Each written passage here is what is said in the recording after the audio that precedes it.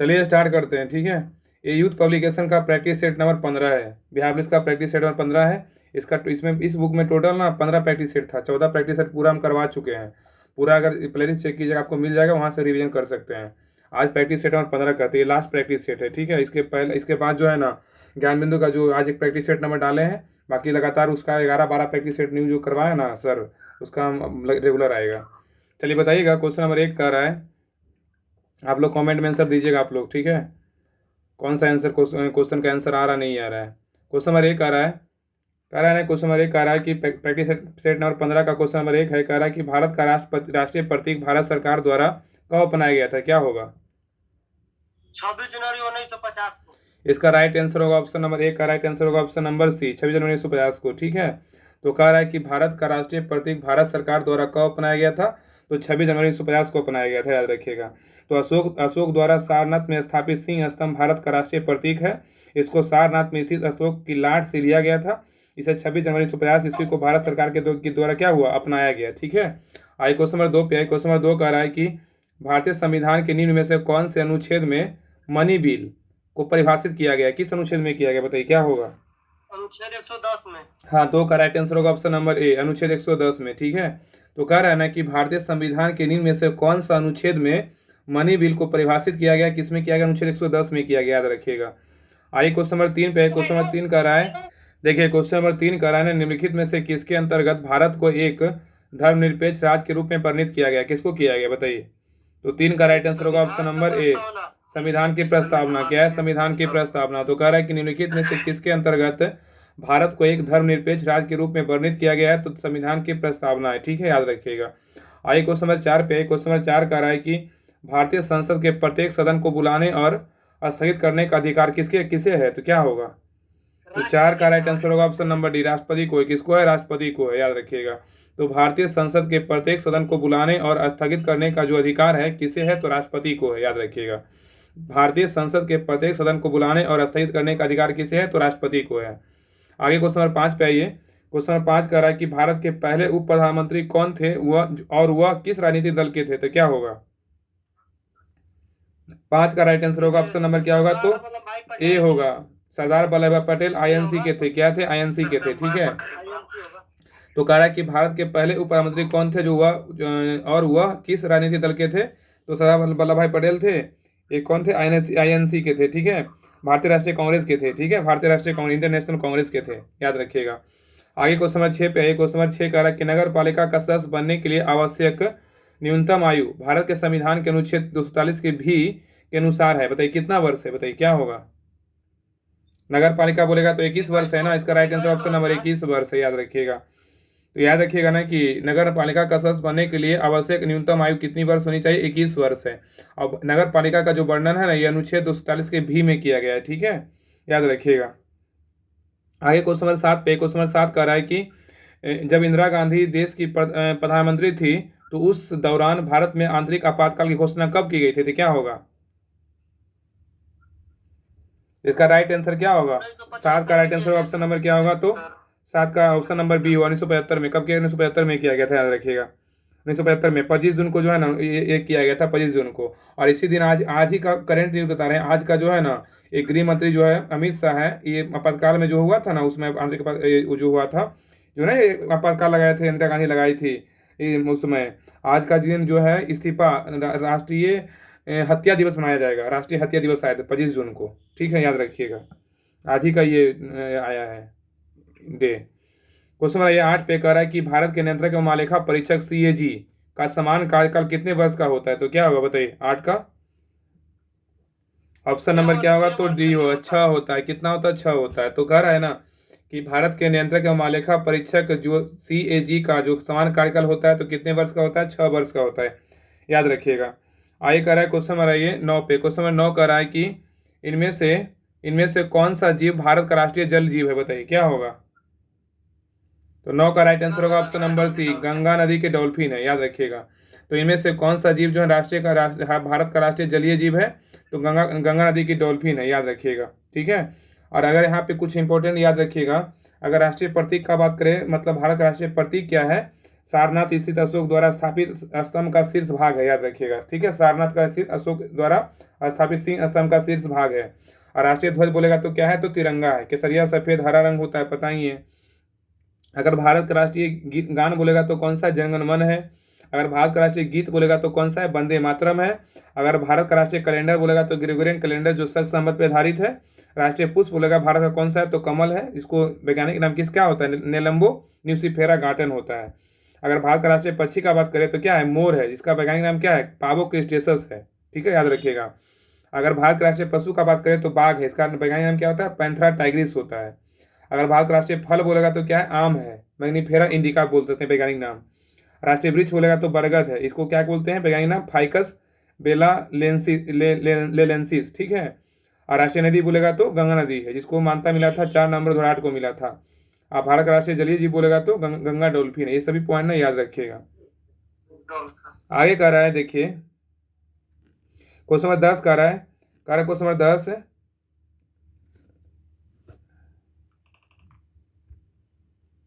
Number आइए question number 10 पे देखिए, कह रहा है ना कि आईपीसी का विस्तार क्या है। तो आईपीसी का जो विस्तार है ना, इसका क्या होता है, इसका राइट आंसर होगा ऑप्शन नंबर सी होगा, इंडियन पिनल कोड है। क्या है, इंडियन पिनल कोड है, याद रखिएगा। तो आईपीसी का फुल फॉर्म क्या होता है, तो इंडियन पिनल कोड होता है। ठीक है। तो भारत के अंदर जो है ना, भारतीय इसको दंड संहिता बोल सकते हैं, इंडियन पिनल कोड को। इसका भारत के अंदर भारत के किसी भी नागरिक द्वारा किए गए अपराधों की परिभाषा व दंड का प्रावधान करती है, किंतु यह संहिता भारत की सेना पर लागू नहीं होती है, याद रखिएगा। ठीक है। आगे क्वेश्चन नंबर 11 पे, क्वेश्चन नंबर 11 का रहा है ना कि किस ग्रह को पृथ्वी के जुड़वा के रूप में जाना जाता है, क्या होगा बताइए। तो 11 का राइट आंसर होगा ऑप्शन नंबर डी, किसको कहते हैं, शुक्र को। तो कह रहा है ना कि किस ग्रह को पृथ्वी का जुड़वा मतलब अर्थ ट्विन मतलब जुड़वा के रूप में जाना जाता है, तो शुक्र को क्या करते हैं, शुक्र को जानते हैं। तो याद रखिएगा ना कि शुक्र ग्रह को पृथ्वी के जुड़वा के रूप में जानते हैं, क्योंकि यह आकार, घनत्व एवं व्यास में पृथ्वी के समान ही है। अब बुध, शुक्र, पृथ्वी तथा मंगल को पार्थिव ग्रह कहते हैं। बुध, शुक्र, पृथ्वी तथा मंगल को पार्थिव ग्रह कहते हैं, तथा बृहस्पति, शनि, अरुण और वरुण को क्या कहते हैं, जेविलियन ग्रह कहते हैं। ठीक है। आगे क्वेश्चन नंबर 12 पे कर है, उत्तर पश्चिम भारत में सर्दियों में वर्षा का कारक क्या है, तो क्या हो बताइए। 12 का राइट आंसर होगा ऑप्शन नंबर ए, पश्चिमी विक्षोभ है। क्या है, पश्चिमी विक्षोभ है। कह रहा है उत्तर पश्चिम भारत में सर्दियों में वर्षा का कारक क्या है, तो पश्चिमी विक्षोभ है। आगे क्वेश्चन नंबर 13 पे यही कह रहा है कि अफ्रीका में विक्टोरिया जलप्रपात किस नदी पर स्थित है, क्या हो बताइए। 13 का राइट आंसर होगा ऑप्शन नंबर ए, जाम्बेजी नदी पे। किस पे, जाम्बेजी। तो कह रहा है कि अफ्रीका में विक्टोरिया जलप्रपात किस नदी पे स्थित है, जाम्बेजी पे है। आगे कह रहा है नक्शे का अध्ययन, कह रहा है कि नक्शे के अध्ययन को क्या कहते हैं, तो क्या कहेंगे। 14 का राइट आंसर होगा ऑप्शन नंबर डी, कहेंगे कार्टोग्राफी कहेंगे। क्या कहेंगे, कार्टोग्राफी। नक्शे का जो अध्ययन कहलाता है ना, कार्टोग्राफी कहलाता है। नक्शे का जो अध्ययन कहलाता है, कार्टोग्राफी कहलाता है। ठीक है। आगे क्वेश्चन 15 पे, क्वेश्चन 15 कह रहा है कि धूपगढ़ जो है ना, किस पहाड़ी की सबसे ऊंची चोटी है, तो क्या होगा। तो 15 का राइट आंसर होगा ऑप्शन नंबर क्या होगा, 15 का ए होगा, सतपुड़ा का है। किसका, सतपुड़ा का है। याद रखिएगा ना कि धूपगढ़ बोलेगा सतपुड़ा का है। इसका ऊंचाई बोलेगा कितना, 1350 मीटर। कितना है, 1350 मीटर, याद रखिएगा। ठीक है। और अगर अरावली का बोलेगा सर्वोच्च चोटी कौन सा है, गुरु शिखर। अरावली का बोलेगा कौन सा है, तो गुरु शिखर है। और गुरु शिखर की जो ऊंचाई है 1722 मीटर। कितना है, 1722 मीटर, याद रखिएगा। और अगर नीलगिरी का बात करें, नीलगिरी का जो होता है सर्वोच्च चोटी कौन सा है, तो डोडा बेटा है। क्या है, डोडा बेटा। और उसका जो ऊंचाई है 2637 मीटर है। अब बिंद का जो बोलेगा, बिंद का जो है ना सर्वोच्च चोटी कौन सा, अमरकंटक है, जिसका ऊंचाई 1048 है, याद रखिएगा। आगे देखिए क्वेश्चन नंबर है 16 पे, क्वेश्चन नंबर 16 कह रहा है कि बांधों और उनकी स्थिति वाले राज्यों का निम्नलिखित में से कौन सा युग्म सही सम्मिलित नहीं है। तो 16 का राइट आंसर क्या होगा, ऑप्शन नंबर क्या होगा, तो ऑप्शन नंबर सी, ये सम्मिलित नहीं। शांति सागर जो है ना, केरल नहीं, शांति सागर कहाँ, केरल नहीं, कर्नाटक होगा। कहाँ होगा, कर्नाटक होगा, याद रख। ये जो है ना कर्नाटक होगा। क्या होगा, कर्नाटक, याद रखिएगा। तो इसमें कह रहा है कि बांधों और उनकी स्थिति वाले राज्यों को निम्नलिखित में से कौन सा युग्म सम्मिलित नहीं है। तो शांति सागर केरल नहीं, कर्नाटक होगा। अष्टनली जलाशय जो तमिलनाडु है, बिल्कुल सही है। गोविंद सागर जो है हिमाचल प्रदेश, बिल्कुल सही है। और नागार्जुन सागर बोलेगा तो कहाँ है, आंध्र प्रदेश में, याद रखिएगा। ठीक है। आइए क्वेश्चन नंबर आइए 17 पे, क्वेश्चन 17 कह रहा है कि संकर तिलहनों की बुवाई की वजह से खाद्य तेल के उत्पादन में अचानक हुई वृद्धि को क्या, किस क्रांति का, कौन सा क्रांति कहते हैं, बताइए क्या होगा। पीली क्रांति। 17 का राइट आंसर होगा ऑप्शन नंबर, पीली क्रांति कहते हैं। तो कह रहा है ना कि संकर तिलहनों की बुवाई की वजह से खाद्य तेल के उत्पादन में अचानक हुई वृद्धि को क्या कहा जाता है, पीली क्रांति कहा जाता है। क्या कहते हैं, पीली क्रांति कहते हैं। आइए क्वेश्चन नंबर 18 पे, क्वेश्चन नंबर 18 कह रहा है कानपुर इनमें से किस नदी के किनारे स्थित है, बताइए क्या होगा। देखिए कुछ इम्पोर्ट सुनिए यहाँ पे ना, सुनिए यहाँ पे क्वेश्चन जो है ना बहुत इंपोर्टेंट, 17 का जो क्वेश्चन इंपॉर्टेंट है यहाँ पे कुछ इंपॉर्टेंट अगर क्रांति देख लेते हैं। अगर बोलेगा ना कि पेट्रोलियम क्रांति का संबंध किससे है तो काली क्रांति से, पेट्रोलियम उत्पादन का संबंध किससे है तो काली क्रांति से है। अगर बागवानी शहद एवं फल का उत्पादन बोले कौन सा क्रांति होगा, स्वर्ण क्रांति होगा, ठीक है। बागवानी शहद एवं फल उत्पादन बोलेगा तो स्वर्ण क्रांति। अगर तिलहन उत्पादन बोलेगा तो पीली क्रांति। और चमड़ा या कोको उत्पादन बोलेगा तो क्या होगा, भूरी क्रांति होगा। चमड़ा या कोको बोलेगा तो भूरी क्रांति। और खाद्यान्न उत्पादन बोलेगा तो क्या होगा, हरित क्रांति होगा। और अंडा और कुक्कुट पालन बोलेगा तो रजत क्रांति। और झींगा मछली उत्पादन और प्याज उत्पादन औषधि उत्पादन बोलेगा तो गुलाबी क्रांति, ठीक है। ये सब पॉइंट याद रखिएगा। आगे आइए क्वेश्चन नंबर 18 पे। क्वेश्चन 18 कह रहा है कानपुर इनमें से किस नदी किनारे स्थित है, तो क्या होगा, ये जो है ना गंगा, क्या ऑप्शन नंबर सी गंगा है, गंगा नदी किनारे स्थित है, ठीक है। याद रखिए ना कि इसका जो है ना कानपुर गंगा नदी किनारे बसा हुआ, जबकि अन्य नदियों जो है ना इसके जो है ना मतलब कुछ कुछ नदी जो है ना इंपॉर्टेंट देख लेते हैं। तो बद्रीनाथ बोलेगा तो किस नदी किनारे बसा हुआ, बद्रीनाथ अलकनंदा, क्या होगा अलकनंदा। और दिल्ली बोलेगा तो यमुना नदी किनारे बसा हुआ दिल्ली। और सूरत बोलेगा तो ताप्ती नदी किनारे बसा हुआ है। और श्रीनगर बोलेगा तो झेलम नदी किनारे बसा हुआ है। उज्जैन बोलेगा तो छिपरा नदी किनारे बसा हुआ है। लखनऊ बोलेगा तो गोमती नदी किनारे बसा हुआ है। कटक बोलेगा तो महानदी किनारे बसा हुआ है। वाराणसी बोलेगा तो गंगा नदी किनारे बसा हुआ है। अहमदाबाद बोलेगा तो साबरमती नदी किनारे बसा हुआ है। कानपुर बोलेगा तो गंगा नदी किनारे बसा हुआ है। और गोरखपुर बोलेगा तो क्या होगा, नहीं राप्ती नदी किनारे बसा हुआ है, राप्ती नदी, ठीक है, राप्ती नदी किनारे बसा हुआ है। आइए क्वेश्चन 19 पे आइए। क्वेश्चन 19 कह रहा है कि सम्राट अशोक ने पत्थर के स्तंभों और पत्थर के तख्तों पर अपने आदेश की मतलब डैश आदेश को उत्कीर्ण कराकर अपने राज्य के प्रमुख स्थानों पर स्थापित किया ताकि लोग तदनुसार आचरण कर सके। बताइए कितना आदेश था। 14। तो 19 का जो राइट आंसर होगा ऑप्शन नंबर क्या होगा, तो बी होगा, 14 था। कितना, 14। तो सम्राट अशोक ने पत्थर के स्तंभों और पत्थर के तख्तों पर अपने 14 आदेश उत्कीर्ण करवाकर अपने राज्य के प्रमुख स्थानों पर स्थापित किया ताकि लोग तदनुसार आचरण कर सके, ठीक है। आइए क्वेश्चन नंबर 20 पे कह रहा है इनमें से किसकी रचना कालिदास द्वारा की गई थी, तो क्या होगा बताइए। तो 20 का राइट आंसर होगा ऑप्शन नंबर क्या है, तो कुमार संभव है। क्या कुमार संभव इधर राइट आंसर है। कुमार संभव के लेखक जो है ना कालिदास है। कालिदास का देखिए पुस्तक कौन कौन है, कुमार संभव है, मेघदूतम, अभियान शकुंतलम बोलेगा तो किसका है, कालिदास का है। कुमार संभवम, मेघदूतम, अभियान शकुंतलम बोले कालिदास का है। और अगर कुमार संभवम, मेघदूतम, अभियान शकुंतलम बोले कालिदास का है। अगर यहाँ भभूति का बात करें तो भभूति का जो है कौन कौन पुस्तक है, तो महावीर चरित्र है, मालती माधव है, उत्तर रामचरित है, भभूति का है। और क्रेता जुनियम बोलेगा तो किसका है, एक भारवी का है। किसका है, भारवी का, याद रखिएगा। आइए क्वेश्चन 21 कह रहा है कि इंडिया नाम जो है ना, इंडिया नाम किस नदी से लिया गया है, तो क्या होगा। इंडिया नाम बोलेगा तो सिंधु नदी के लिए लिया गया। इंडिया नाम जो है ना सिंधु नदी से लिया गया, याद रखिएगा। भारत अर्थात इंडिया नाम का जो है ना सिंधु नदी से लिया गया, जो देश के उत्तर पश्चिम में बहती है। और ग्रीक के लोग जो है इंडिया के इंडोई कहते हैं, जिसका मतलब सिंधु के लोग थे, ठीक है। आइए क्वेश्चन नंबर 22 पे। क्वेश्चन नंबर 22 कह रहा है कि इनमें से किसने अजमेर में 2.5 दिन का झोपड़ा का जो है ना निर्माण करवाया था, क्या होगा। तो 22 का राइट आंसर होगा option number B, Qutbuddin Aibak ने करवाया था। बोलिए क्वेश्चन है 2.5 दिन का झोपड़ा का निर्माण किसने करवाया, कुतुबुद्दीन ऐबक ने करवाया था। आगे क्वेश्चन नंबर 23 पे आए। क्वेश्चन नंबर 23 कह रहा है कि इनमें से किसने अपने साम्राज्य को संगठित एवं मजबूत बनाने के लिए सिंधु घाटी से लेकर बंगाल में स्थित सोनार घाटी तक शाही रॉयल सड़क का निर्माण कराया था, जिसका नाम ब्रिटिश काल के दौरान बदलकर जीटी रोड कर दिया गया था, तो क्या होगा। तो 23 का राइट आंसर होगा option number B, Sher Shah Suri. क्या है, शेरशाह सूरी, याद रखिएगा। नेक्स्ट क्वेश्चन पे आइए। क्वेश्चन नंबर 24 पे आइए। क्वेश्चन नंबर 24 कह रहा है कि भारत का अंतिम मुगल शासक कौन था, तो क्या होगा। Option number D, Bahadur Shah द्वितीय था, ठीक है। भारत का अंतिम मुगल शासक कौन था, बहादुर शाह द्वितीय था। भारत का अंतिम मुगल शासक कौन था, बहादुर शाह द्वितीय था।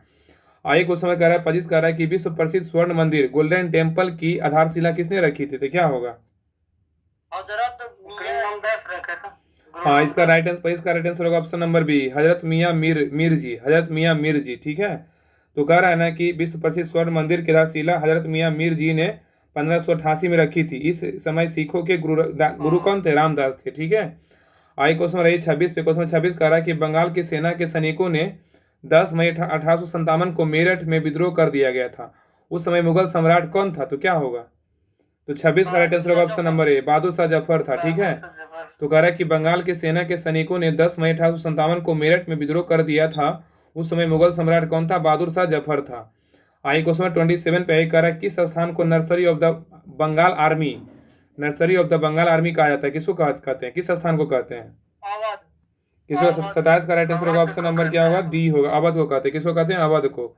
तो किस स्थान को nursery of the Bengal army कहते हैं? अवध को कहते हैं। किसको कहते हैं? अवध को। आगे कह रहा है 28 नंबर क्वेश्चन है, इनमें से कौन सी कार्यवाही सविनय अवज्ञा आंदोलन के शुरू होने की वजह बनी? बताइए क्या होगा? तो 28 का राइट आंसर होगा ऑप्शन नंबर सी, दांडी यात्रा। क्या है? दांडी यात्रा। दांडी यात्रा होगा, ठीक है ना। कह रहा है कि इनमें से कौन सी कार्यवाही सविनय अवज्ञा आंदोलन के शुरू होने की वजह बनी? तो दांडी यात्रा, ठीक है। आगे क्वेश्चन आइए 29 पे। क्वेश्चन 29 कह रहा है कि अवध साम्राज्य के बारे में यह कथन किसका है? तो क्या होगा? नहीं सॉरी, एक मिनट, यहाँ पे कह रहा है पूरा करने क्वेश्चन नहीं पढ़े। कह रहा है अवध साम्राज्य के बारे में यह कथन किसका है? कथन तो पढ़े ही नहीं है। यह वह फल है मतलब जो किसी न किसी दिन हमारे मुंह में टपक जाएगा। किसका कथन है? बताइए क्या होगा? 29 का right answer option number C, Lord Dalhousie. तो कह रहा है ना, बहुत अच्छा क्वेश्चन है। कह रहा है अवध साम्राज्य के बारे में यह कथन किसका है? यह वह फल है जो किसी न किसी दिन हमारे मुंह में टपक जाएगा। लॉर्ड डलहौजी का था। किसका था? लॉर्ड डलहौजी का, याद रखिएगा। आगे कह रहा है क्वेश्चन नंबर 30 कह रहा है कि पहली बार किस योजना के तहत निजी क्षेत्र को सार्वजनिक क्षेत्र का पर वरीयता दी गई थी? तो क्या होगा? 30 का राइट आंसर होगा ऑप्शन नंबर ए, 7वीं पंचवर्षीय योजना। क्या है? 7वीं पंचवर्षीय योजना। तो कह रहा है कि पहली बार किस योजना के तहत निजी क्षेत्र को सार्वजनिक क्षेत्र का वरीयता दी गई? तो 7वीं पंचवर्षीय योजना।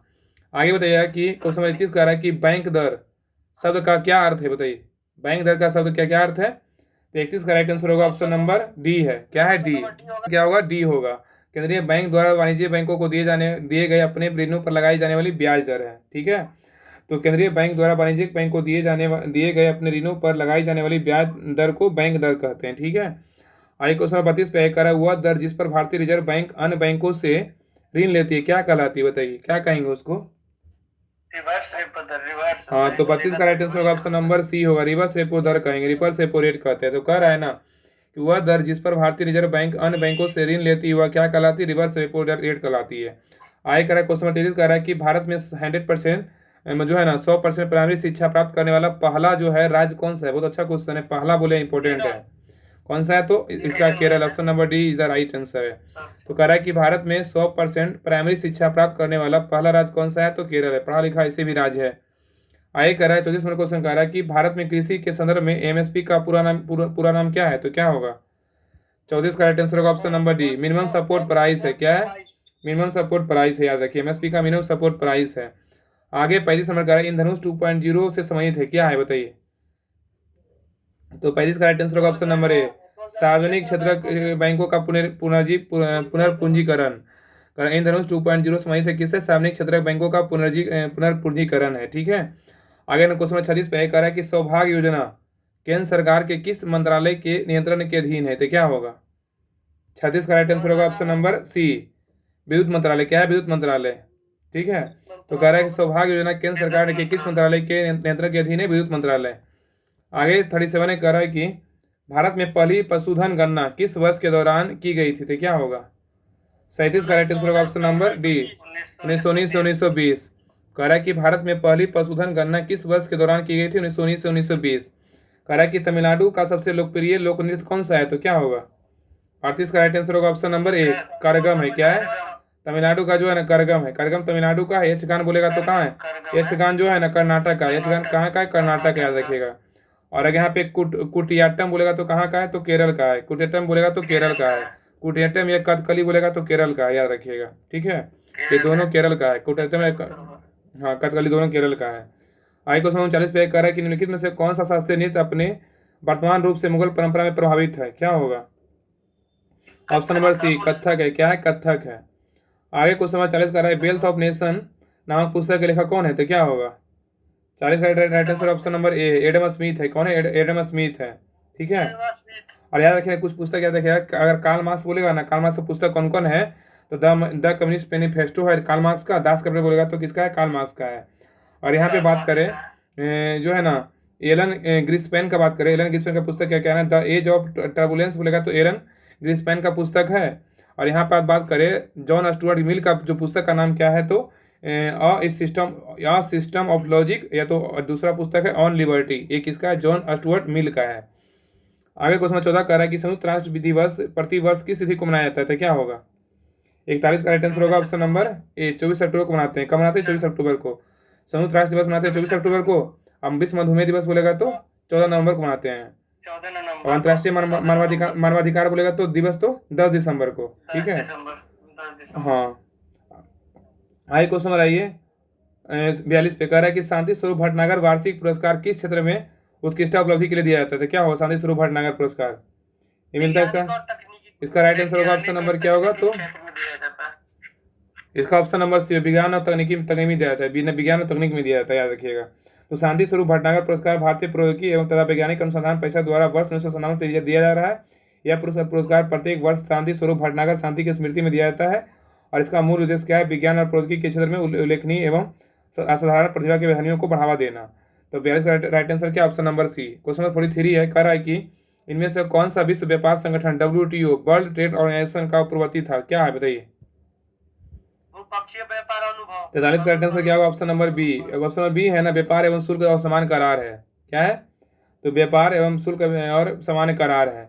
आगे क्वेश्चन 44 पे कह रहा है कि GSLV का पूरा नाम क्या है? GSLV का पूरा नाम बोलेगा तो ऑप्शन नंबर ए है। क्या है? Option number A, Jio synchronous satellite launch vehicle है। जियो सिंक्रोनस सैटेलाइट लॉन्च व्हीकल इसका पूरा नाम है। ठीक है, याद रखिएगा।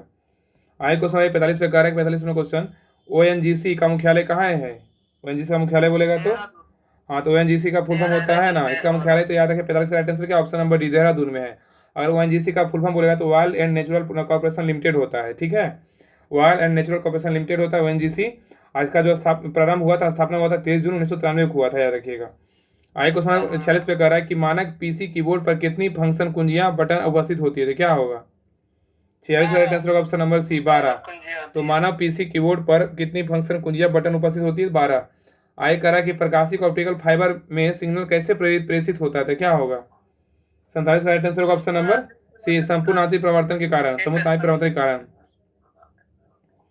47 का ऑप्शन नंबर सी होगा। अब क्वेश्चन नंबर 48 पे ये कह रहा है कि MS ऑफिस सॉफ्टवेयर में काम करते समय आप पिछले कार्य को पूर्णतः करने के लिए उस यूएस कीबोर्ड लेआउट पर निम्नलिखित में से कौन सा कमांड देंगे, तो क्या होगा? 48 का राइट आंसर ऑप्शन नंबर हो जाएगा क्या होगा? डी होगा। कंट्रोल जेड करेंगे। क्या करेंगे? कंट्रोल जेड करेंगे। ठीक है। आगे क्वेश्चन 49 पे कह रहा है कि 49 में कह रहा है कि XHTML का पूर्ण रूप क्या है, बताइए। XHTML का पूर्ण रूप बोलेगा तो इसका जो फुल फॉर्म होता है ना, ऑप्शन नंबर बी है। क्या है? एक्सटेंसिबल हाइपरटेक्स्ट मार्कअप लैंग्वेज होता है। तो XHTML का फुल फॉर्म क्या है? तो एक्सटेंसिबल हाइपरटेक्स्ट मार्कअप लैंग्वेज होता है, याद रखिएगा। ठीक है। और यहाँ पे और बात करें कुछ इंपॉर्टेंट का, ALU का बात करें, क्या हो? ALU का अर्थमेटिक लॉजिक यूनिट होता है ALU का। अगर HTML का बात करें, HTML का फुल फॉर्म क्या होता है? तो हाइपरटेक्स्ट मार्कअप लैंग्वेज होता है। अगर ये लेन का बात करें, लेन का क्या होता है? तो लेन का होता है लोकल एरिया नेटवर्क होता है। और OMR का बोलेगा तो OMR का क्या होता है? ऑप्टिकल मार्कर रीडर होता है, ऑप्टिकल मार्कर रीडर। और प्रोम का बोलेगा तो प्रोग्रामेबल रीड ओनली मेमोरी होता है। ठीक है। आगे क्वेश्चन रही 50 पे, क्वेश्चन 50 कर रहा है कि भौतिक मात्रा चुंबकीय प्रवाह घनत्व की इकाई क्या है, तो क्या होगा 50 का? ऑप्शन नंबर डी है, टेस्ला है। क्या है? टेस्ला है। क्या है? टेस्ला। देखिए क्वेश्चन मेरे क्या मन कर रहा है ना कि सूर्य की फोटोग्राफी के लिए किस उपकरण का प्रयोग किया जाता है, क्या होगा बताइए। ये क्या मन का राइट आंसर क्या होगा? Option number D, spectroheliograph. क्या है? स्पेक्ट्रोहिलियोग्राफ का प्रयोग करते हैं। तो कह रहा है ना सूर्य की फोटोग्राफी के लिए किस उपकरण का प्रयोग किया जाता है? स्पेक्ट्रोहिलियोग्राफी का प्रयोग करते हैं। आगे क्वेश्चन नंबर 52 कह रहा है कि बुरादे से ढकी हुई बर्फ जल्दी क्यों नहीं पिघलती है, तो क्या कारण है बताइए। तो 52 का राइट आंसर होगा ऑप्शन नंबर सी, बुरादा जो है उसका क्या होता है? कुछ अलग होता है। तो कह रहा है बुरादे से ढकी हुई बर्फ जल्दी से क्यों नहीं पिघलती है? क्योंकि बुरादा जो होता है, बुरादा उसमें का क्या होता है? कुछ अलग होता है, याद रखिएगा। क्वेश्चन नंबर 53 कह रहा है कि प्रत्यक्ष किरण और सौर विकिरण के मापन के लिए निम्न में से किस उपकरण का प्रयोग किया जाता है, तो क्या होगा?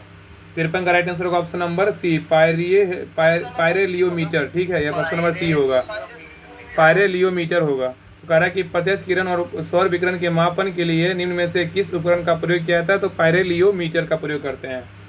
आई क्वेश्चन नंबर 54 कह रहा है कि निम्नलिखित में से कौन सी परमाणु के केंद्रक के अंदर स्थिति होते हैं, बताइए क्या होगा।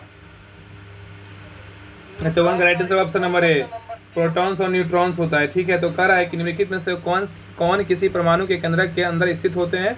तो प्रोटॉन्स और न्यूट्रॉन्स होता है, ठीक है।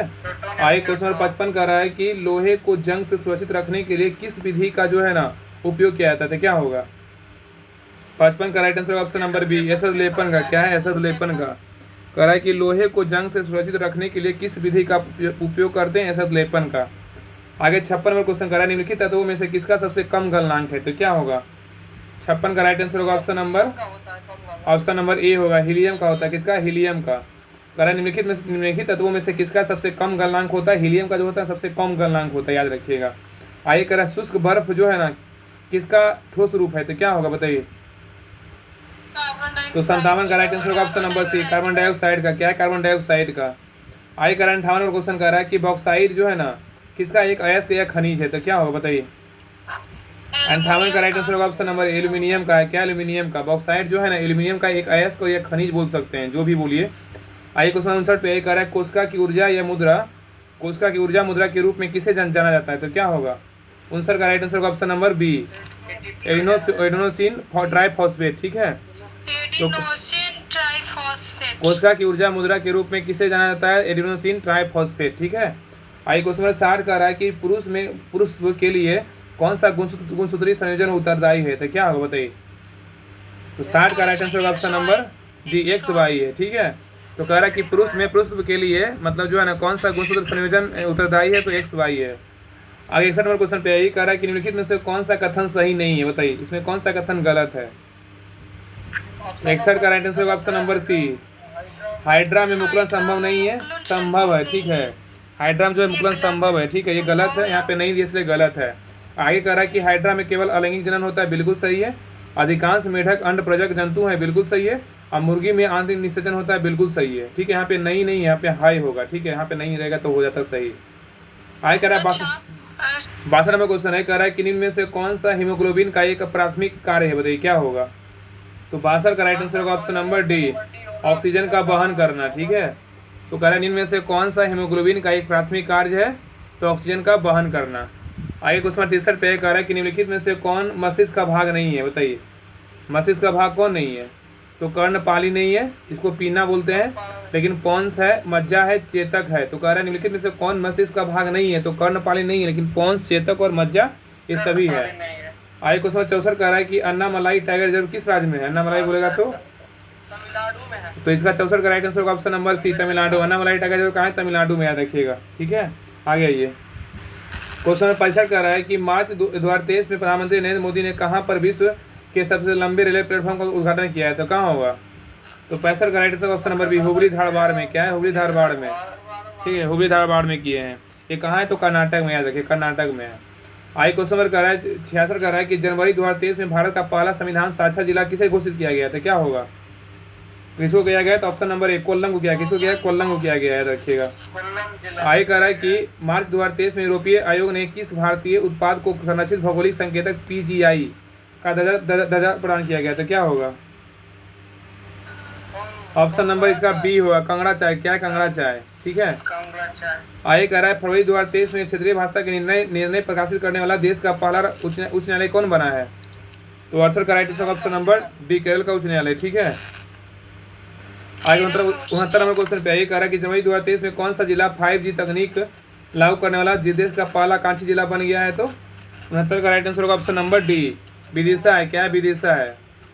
आगे 70 नंबर क्वेश्चन पे यही कह रहा है कि जनवरी 2023 में 26वें राष्ट्रीय युवा महोत्सव का आयोजन कहाँ किया गया है। तो 70 का राइट आंसर होगा ऑप्शन नंबर इस हुबली कर्नाटक में किया गया। जनवरी 2023 में 26वें राष्ट्रीय युवा महोत्सव का आयोजन कहाँ किया है, हुबली कर्नाटक में किया गया है। आगे देखिए मैथ रीजनिंग क्वेश्चन है, मैथ रीजनिंग क्वेश्चन देखिए, इसको टिक कर देना, आप लोग बना लीजिएगा। देखिए 71 का राइट आंसर क्या होगा, ऑप्शन नंबर डी। 71 का क्या होगा, ऑप्शन नंबर डी होगा। और 72 का बात करें, 72 का राइट आंसर क्या होगा, तो 72 इधर आइए। तो 72 का राइट आंसर क्या होगा, 72 का राइट आंसर होगा ऑप्शन नंबर होगा 72 का डी होगा, 72 का डी। देखिए 73 का राइट आंसर क्या होगा, ऑप्शन नंबर डी। 73 का क्या ऑप्शन नंबर डी होगा। अब भाई 74 पे, 74 का राइट आंसर क्या होगा, 74 का देखिए टिक कर दे रहे हैं, आंसर टिक कर दे रहे हैं।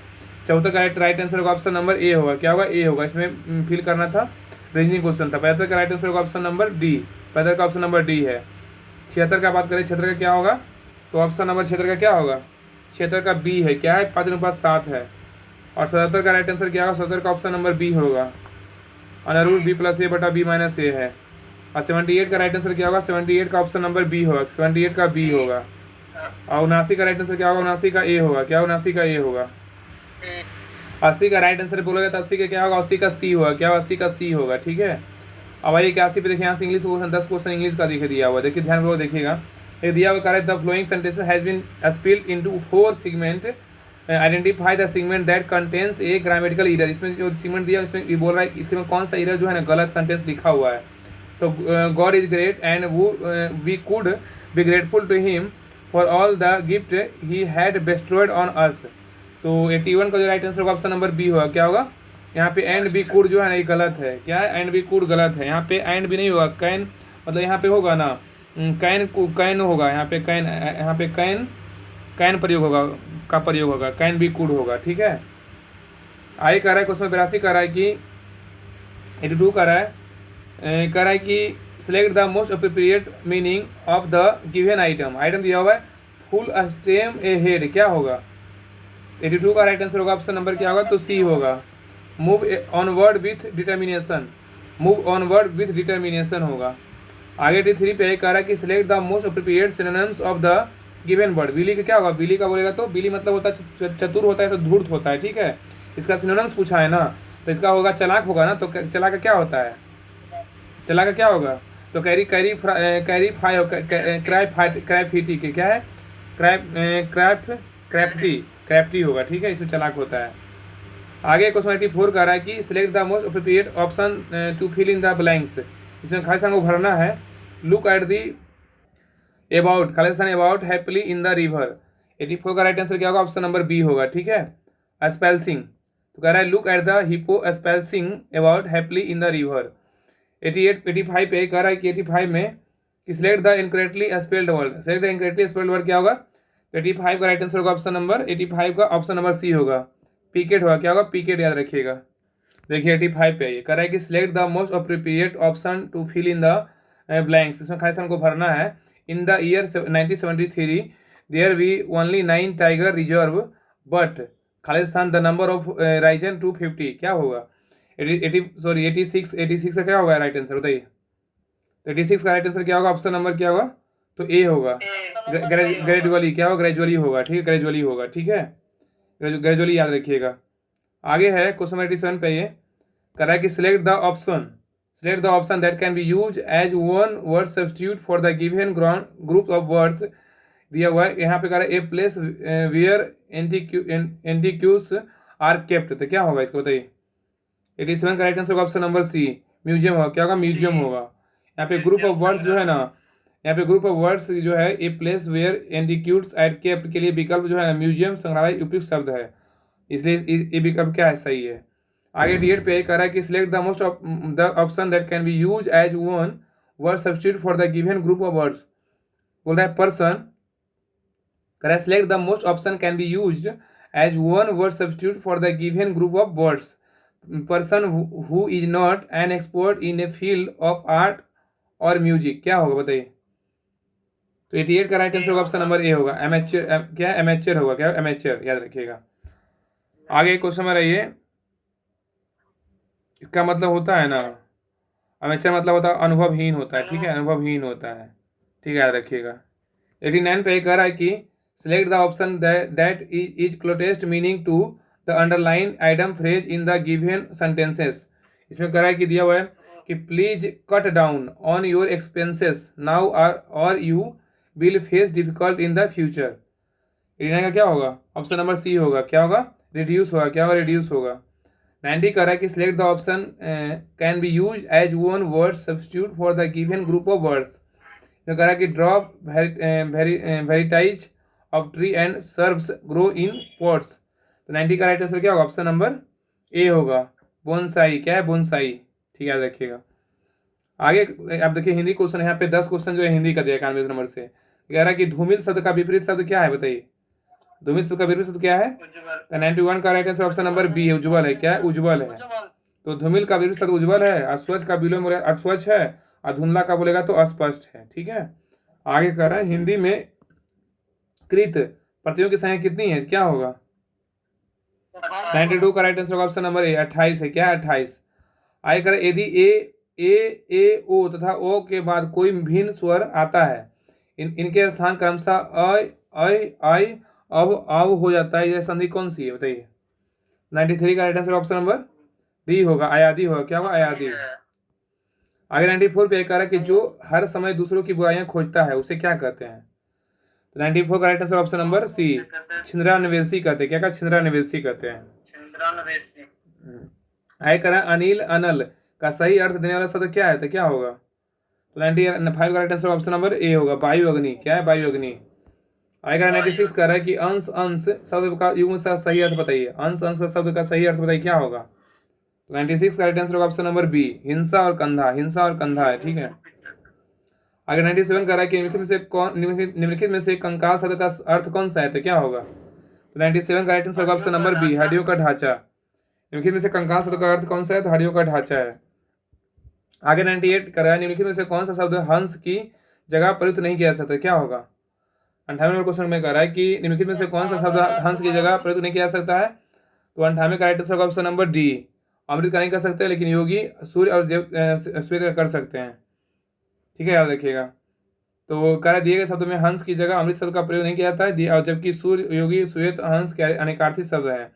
आगे आइए 99 पे कह रहा है कि निम्नलिखित में से कौन सा शब्द अग्नि का प्रवाची है, तो क्या अग्नि का प्रवाची बोलेगा। तो इसका राइट आंसर होगा ऑप्शन नंबर सी होगा, क्या होगा, पावक है। क्या है? पावक।